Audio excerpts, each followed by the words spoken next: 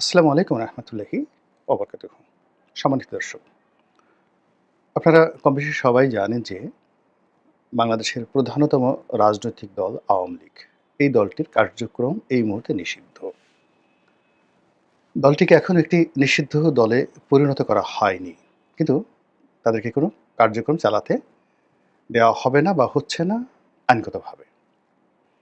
২ নম্বর হলো যে এদের যে ছাত্র সংগঠনটি, এটিকে আইনগতভাবে এক্সিকিউটিভ অর্ডারে নিষিদ্ধ করে দেওয়া হয়েছে।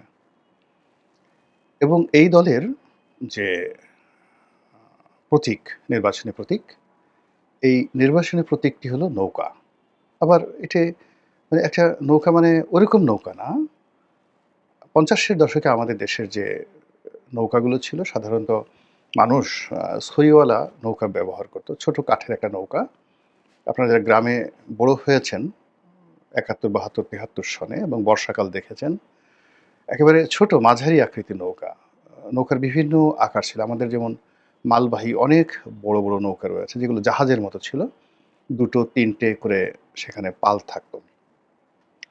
এবং সেই পালের পেছনে যে হাল থাকত, সেই হাল থাকত এবং একেকটা নৌকা ৫০০ মন, ১,০০০ মন এরকম আ বড় আকৃতির ছিল। তো সে সকল নৌকায় পাট থেকে শুরু করে অন্য সকল পণ্য সামগ্রী বহন করা হতো। আজকের যে বড়, বড় জাহাজগুলো ঠিক ওইরকম জাহাজের মতো না হলেও সে সকল পাল তোলা ২ টো ৩ টা ৪ টে করে পাল তোলা, তো এরকম নৌকা যারা জোয়ারের সঙ্গে বাতাসের সঙ্গে সামঞ্জস্য রেখে বাংলার এক অঞ্চল থেকে অন্য অঞ্চলে যেত। এবং এই সকল নৌকা, জাহাজের মতো নৌকা সেখানে গুণ টানার জন্য যখন প্রতিকূল পরিস্থিতি যেত, ওইরকম মাল্লা থাকতো ১০ জন ১২ জন। তারা বিশাল মস্তুলের সঙ্গে সেই রশি টানিয়ে নৌকা টেনে নিয়ে যেত। আবার কখনো, কখনো দাঁড় দিয়ে টানা হতো।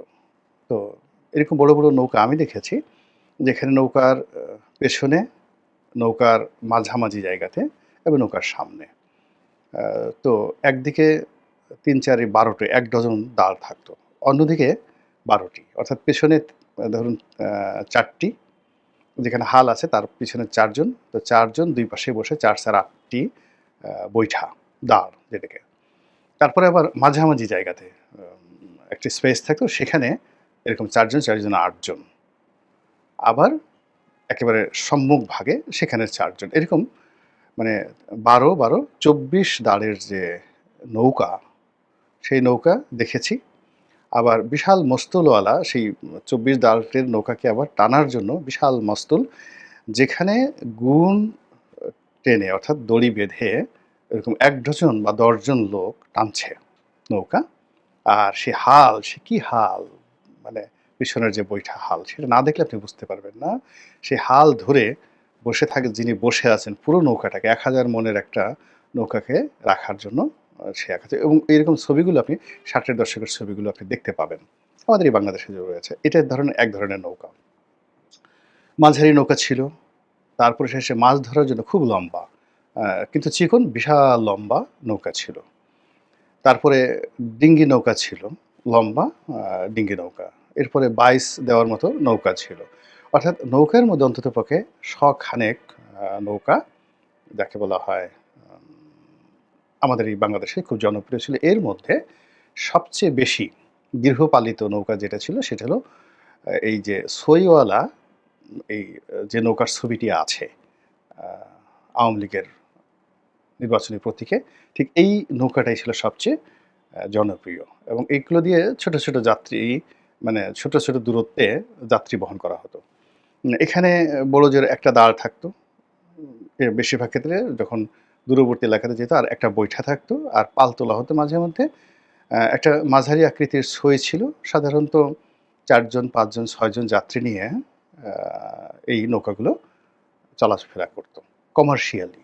এই নৌকাগুলো বেশিরভাগই ছিল কমার্শিয়াল এবং এটাই ছিল সবচেয়ে জনপ্রিয়।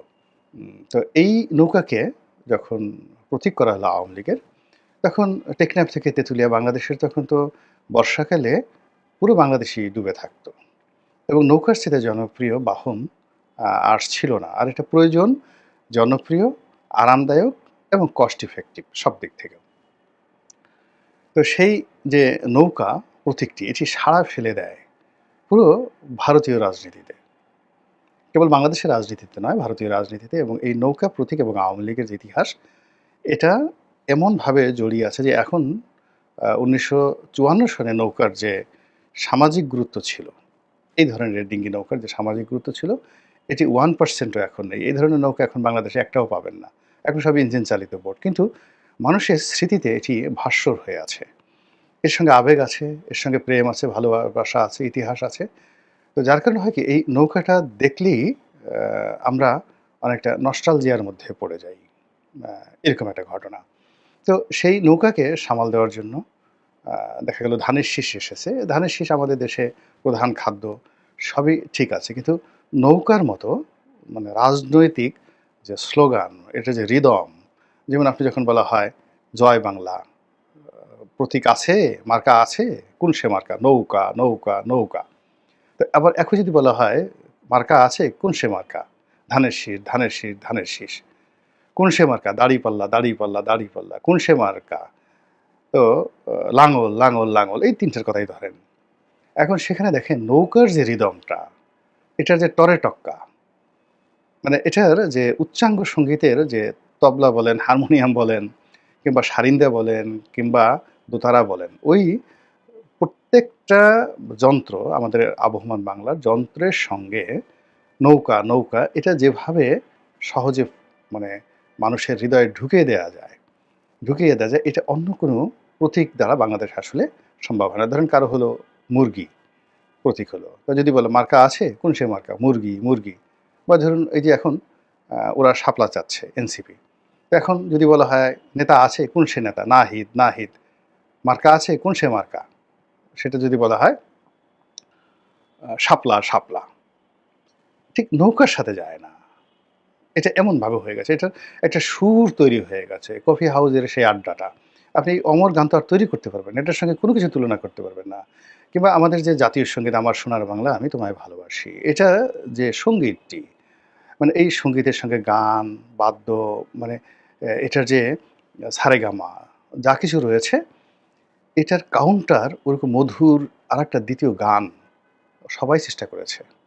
হয়নি। ওইটা হয়নি। 'সোনা, সোনা, সোনা লোকে বলে সোনা, সোনা নয় যত খাঁটি' কত সুন্দর একটা গান।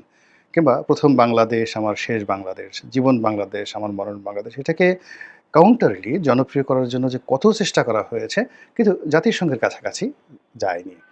কিংবা 'নতুন বাংলাদেশ গড়ব মোরা' এর সাথেও তো চেষ্টা করেছেন। হ্যাঁ? তো এরকম হয়। ভারতে আপনি চিন্তা করেন 'সারা জাহাঁ সে আচ্ছা হিন্দুস্তান হামারা' এটা আল্লামা ইকবাল সাহেবের কবিতা, তার গান আ এবং এটা মূলত সেই ব্রিটিশ ভারতে আ করা হয়েছে সম্মিলিত ভারতবর্ষের জন্য। কিন্তু ভারতে এটা এতটা রিদম সৃষ্টি করেছে, ভারত ২ টো জাতির সংগীত করেছে। জনগণ মন আ অধিনায়কও জয় হে। তো কিন্তু সারা জাহাঁ সে আচ্ছা হিন্দুস্থান হামারা এটার পর্যায়ে যেতে পারছে না। ফলে ভারতের মতো জায়গাতে তাদের জবন দেশ, শত্রু দেশ, সেই শত্রু দেশের জাতীয় কবি আল্লামা ইকবালের সেই লেখা তাদেরকে জাতীয় সংগীত হিসেবে আ মেনে নিতে হচ্ছে এই কারণ হলো রিদমের কারণে। যেমন দেখা গেল এরা খুব চেষ্টা করছে শিবাজিকে জাতীয় নেতা বানানোর জন্য। গত ১০০ বছর ধরে তারা প্রাণান্ত চেষ্টা করছে আওরঙ্গজেবকে ভিলেন বানানোর জন্য। কিন্তু কোনো অবস্থাতেই আওরঙ্গজেবকে বাদ দেয়া যাচ্ছে না।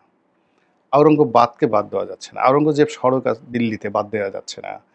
কিংবা সেই যে ঔরঙ্গাবাদ যেটা ওই শিবাজির যে এলাকা আ কিংবা ধরুন এখন গুজরাটে যেখানে এই আওরঙ্গাবাদ রয়েছে, ওই এলাকাটাকে বাদ দেওয়া যাচ্ছে না। কেন? এর কারণ হলো ৫০ বছরের শাসনে ভারতবর্ষকে ফাইন্যান্সিয়ালি, মিলিটারিলি, সামরিক শক্তিতে, ল অ্যান্ড অর্ডার, জাস্টিস, ন্যায় বিচার, সংহতি, শান্তি শৃঙ্খলায় মানে এই ৫০ টি বছরে আওরঙ্গজেবের জমানাতে পুরো ভারতবর্ষে যে স্ট্যাবিলিটি ছিল ৫,০০০ বছরের ইতিহাসে এরকম স্ট্যাবিলিটি কখনো ছিল না। ইভেন নট যাকে বলা হয় আকবরের জমানাতেও। বাদ দিবেন কিভাবে? ইতিহাস তো বাদ দেওয়া যায় না। তো এই যে আমরা বলি রাম রাজত্ব ওটা মানে এগুলোর সামনে অনেক সুন্দর, সুন্দর গল্প আছে। কিন্তু আওরঙ্গজেবের যে রাজত্ব এটা বাস্তবতা। জাহাঙ্গীর সারাক্ষণ মদ খেয়ে থাকতেন। আ এবং তিনি যে পরিমাণে মদ খেতেন কিন্তু তাকে তো বাদ দেওয়া যাচ্ছে না। কিন্তু ইতিহাসে তার যে সফলতা তারপরে ধরুন শাহজাহান, তার জমানা তো বাদ দেওয়া যাচ্ছে না। কোনো অবস্থাতে বাদ দেওয়া যাচ্ছে না। মহীশূরে হায়দর আলী বা টিপু সুলতান। তো হায়দর আলী, টিপু সুলতান এর সমপর্যায়ের কোনো হিন্দু আ যে নায়ক, মহানায়ক দাঁড় করানো যাচ্ছে না। ওখানে হায়দর আলী আসছে, কিংবা ধরুন নিজাম, হায়দরাবাদের নিজাম। তো তাকে তো বাদ দেওয়া যাচ্ছে না। সাদ সুলতানাকে বাদ দেওয়া যাচ্ছে না। তো এরকম ইতিহাস এমন একটা ব্যাপার যে ওর জায়গাটা এমন হয়ে যায়, সেই জায়গাতে আপনি কোনো অবস্থাতেই বিকল্প কাউকে বসাতে পারবেন না। যেভাবে ভারতবর্ষের ইতিহাসে আপনি চন্দ্রগুপ্ত মৌর্যকে বাদ দিতে পারছেন না, অশোককে আপনি বাদ দিতে পারছেন না, অসংখ্য মানুষ, কুষাণ রাজ কনিষ্ককে বাদ দিতে পারছেন না। তদ্রুপ বাংলাদেশে আওয়ামী লীগের যে ইতিহাস, জয় বাংলার যে ইতিহাস, নৌকার যে ইতিহাস, সেই ইতিহাসকে বাদ দেওয়া যাচ্ছে না। মানে এটা নিয়ে যত কথা বলা হচ্ছে, একটা হীরকখণ্ড যেভাবে যত অ্যাঙ্গেলে আপনি কাটবেন ওটার উজ্জ্বলতা বৃদ্ধি পাবে। একইভাবে জয় বাংলা বলেন, নৌকা বলেন, আওয়ামী লীগ বলেন, এটাকে নিয়ে যত আঘাত করা হচ্ছে, বারবার শুধু একটা দ্যুতি ছড়িয়ে পড়ছে। গোপালগঞ্জে গিয়ে আঘাত দেন, দ্যুতি ছড়িয়ে পড়ছে। তারপরে বঙ্গবন্ধুর মাজার ভাঙতে যান, তাকে গালাগালি দেন, তাকে অশিক্ষিত, বর্বর, চাঁদাবাজ, বাকশালী, তারপরে শেষে কি না করেছে আপনি চিন্তা করুন। ১৯৭৩ সন থেকে ১৯৭৫ সন পর্যন্ত, অর্থাৎ আগস্ট মাস পর্যন্ত ঢাকা বিশ্ববিদ্যালয়ের যে মেধা, মানে ছাত্র এবং শিক্ষক, আপনি এখনকার ছাত্র শিক্ষকের যে মেধা, সে মেধার মানে ওই জমানাতে যে মৌলিকত্ব ছিল তাদের মেধা এবং যোগ্যতার, তার পাশে বসার দুঃসাহস আমি নিজে করি না। একজন প্রফেসর আহমদ শরীফ, আপনি মানে উনাদের সঙ্গে না বসলে বুঝতে পারবেন না যে আল্লাহ তাদেরকে কি পরিমাণ মেধাবী করেছিলেন, কি যোগ্যতা তাদেরকে দিয়েছিলেন। তো ঢাকা বিশ্ববিদ্যালয়ের পুরো মেধা, যোগ্যতা, এডুকেশন তারা বঙ্গবন্ধুকে শেখ মুজিব বর্বর, অশিক্ষিত, বংশহীন, মর্যাদাহীন, কাণ্ডজ্ঞানহীন, মানে এই ন্যারেটিভগুলো ওই বিশ্ববিদ্যালয়ের প্রান্তর থেকে সর্বোচ্চ মেধা, যোগ্যতা দিয়ে তারা চেষ্টা করেছেন। বঙ্গবন্ধু খুবই অপমানিত ছিলেন এবং তিনি কখনো মানে এই যে তার যে শাসনামলে কিন্তু ঢাকা বিশ্ববিদ্যালয়ে ঢুকতে পারেননি, এবং তিনি সর্বশেষ ৭৫-এর ১৫ই আগস্টে মানে দিনের বেলায় তার সেখানে প্রোগ্রাম ছিল। এই প্রথম মানে সেই রাতে তিনি খুব আনন্দিত ছিলেন যে আগামীকাল ঢাকা বিশ্ববিদ্যালয় তাকে বরণ করে নিচ্ছে। তো সেই ঢাকা বিশ্ববিদ্যালয়ের সেই মেধাবী লোকগুলো বঙ্গবন্ধুকে কালার্ট করতে পারেননি। তারা সেই বঙ্গবন্ধুর কর্মকাণ্ডকে বর্বর বানাতে পারেননি। তাদের সেই লেখনী, তাদের সেই ধাঁচ, তাদের সেই মেধা, সেই তুলনায় আমরা এ যুগে যারা কথাবার্তা বলছি, আমি তাদের একটা পশম হওয়ার উপযুক্ত নেই। মানে আমার ভিতর নেই। আর বাইরে অনেক লোক বঙ্গবন্ধুকে গালাগালি করে। অনেক লোক বঙ্গবন্ধুকে গালাগালি করে, দূর থেকে ধরেন গালাগালি করতে পারে। আপনি তাদের যেকোনো লোককে, আমার মতো একটা ক্ষুদ্র মানুষ, তার সামনে ১০ মিনিট কলম নিয়ে বসতে বলেন, বক্তব্য নিয়ে বসতে বলেন। মানে কথা বলার মতো যে তথ্য, উপাত্ত, ডাটা, মানে গালাগালি করতে পারবেন, কিন্তু আমার সঙ্গে কথা বলতে পারবেন না। আমার এতটুক যে যোগ্যতা আল্লাহ রাব্বুল আলামিন দিয়েছেন। তো আমার মতো লোকের সামনে যারা কথা বলতে পারেন না, তারা বঙ্গবন্ধুর বিরুদ্ধে, আওয়ামী লীগের বিরুদ্ধে, নৌকার বিরুদ্ধে যে ন্যারেটিভ তৈরি করছে, সেটার ভবিষ্যৎ কি হতে পারে, এটা বোঝানোর জন্য আমি শুধু বলছি যে আমি যাদের পশম হওয়ার, পায়ের নখ হওয়ার উপযুক্ত না, এরকম শত, শত মানুষ সারা বাংলায় পুরো জমানাটা চেষ্টা করেছে। আপনি একজন সিরাজুল আলম খান, একজন মাসুম আব্দুর রব, শাহজাহান সিরাজ, সিরাজ শিকদার, হাসানুল হক ইনু, মানে উনাদের যে আ ভারিক্কি, তাদের যে প্রজ্ঞা, তাদের যে মেধা, তাদের সঙ্গে এ যুগের যারা বিপ্লবী, আপনি যদি চিন্তা করেন, আমি তো মানে যে এদেরকে হিমালয় আর যদি এর পাশে যদি চিন্তা করেন যে এদেরকে ধইঞ্চা গাছও আমার কাছে মনে হয় না, ওই সময়ের প্রেক্ষাপটে। মানে কি তাদের যে যোগ্যতা, কল্পনাই করা যায় না, কল্পনাই করা যায় না, ভাবাই যায় না। আপনি সেই হারুনের ভাতের হোটেলের কথা চিন্তা করেন। হারুনের ভাতের হোটেলের কথা চিন্তা করেন, ওই দৃশ্য চিন্তা করেন। আর ইয়াহিয়া খান, টেক্কা খানের মানে পৃথিবীর 7th লার্জেস্ট আর্মি ইফেক্টিভ, সেই আর্মির মার্শাল ল চলতেছে। সেখানে জাতীয় পতাকা উত্তোলন করে ঢাকা বিশ্ববিদ্যালয়ের স্বাধীনতা ঘোষণা করে দিয়েছে এই আসম আব্দুর রবরা। তো সেই পুরো শক্তিটা, এবং এখন ধরেন প্রথম আলো। প্রথম আলোর যে ইনফ্লুয়েন্স, তার 100 টাইমস ইনফ্লুয়েন্স ছিল গণকণ্ঠের।